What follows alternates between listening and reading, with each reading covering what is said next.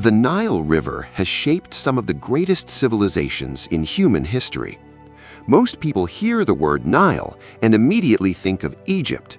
But far to the south, beyond the first cataract, lies another ancient world, one that is just as powerful, just as brilliant, and just as important. That world is Nubia. For thousands of years, the Nile Valley Nubians lived along this river, building kingdoms, protecting trade routes, and preserving a civilization that helped shape the history of Northeast Africa. Their story is not a side note to history, it is history itself. Nubia was never just one single place. It was a long and rich stretch of land along the Nile, home to powerful kingdoms such as Kerma, Napata, and Meroë. These were not small communities surviving in the shadow of others. They were organized states with rulers, armies, trade networks, religious traditions, and a culture that lasted for centuries. And yet, despite all of this, Nubia is often misunderstood. Some people confuse Nubian identity with Egyptian history. Others barely know the name at all. But the truth is clear. The Nile Valley Nubians were a distinct people with their own language, customs, art, and legacy. One of the most remarkable things about Nubia is its role as a center of wealth and exchange. The region connected Africa's interior to the wider ancient world. Gold, ivory, incense, animal skins, and other valuable goods passed through Nubian lands. Because of their location, Nubian kingdoms became masters of trade and diplomacy. But Nubia was not only about commerce, it was also about power. At different moments in history, Nubian rulers rose to extraordinary influence.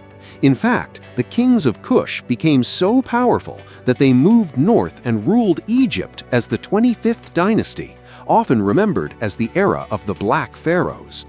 This was one of the clearest signs that Nubia was not a lesser civilization.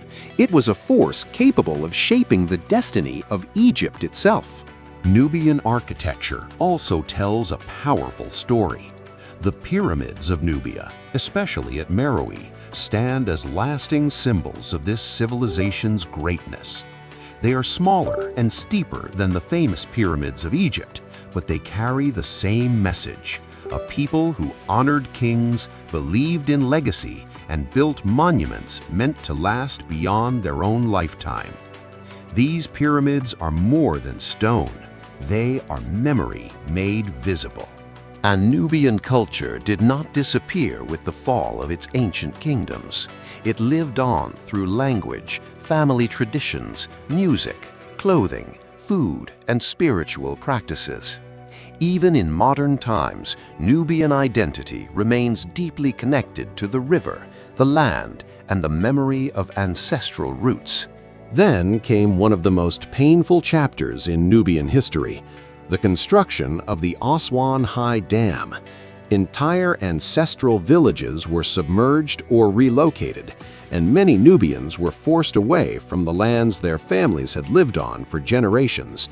This was not just a change in geography, it was a disruption of memory, belonging, and identity. But Nubia did not vanish. The people endured. Across Sudan, southern Egypt, and the wider diaspora, Nile Valley Nubians continue to preserve their heritage. Their language is spoken, their music is heard, their traditions are passed from one generation to the next. Their story continues, not as a relic of the past, but as a living culture with deep roots and a strong future. To understand Nubia is to understand that African history is richer, deeper, and more interconnected than many textbooks have ever shown. The Nile Valley was never shaped by one civilization alone. It was shaped by many, and among the greatest of them were the Nubians, the original keepers of the Nile. Their story is one of survival, dignity, and pride, a story carved into stone, carried by the river, and still alive in the hearts of the people today.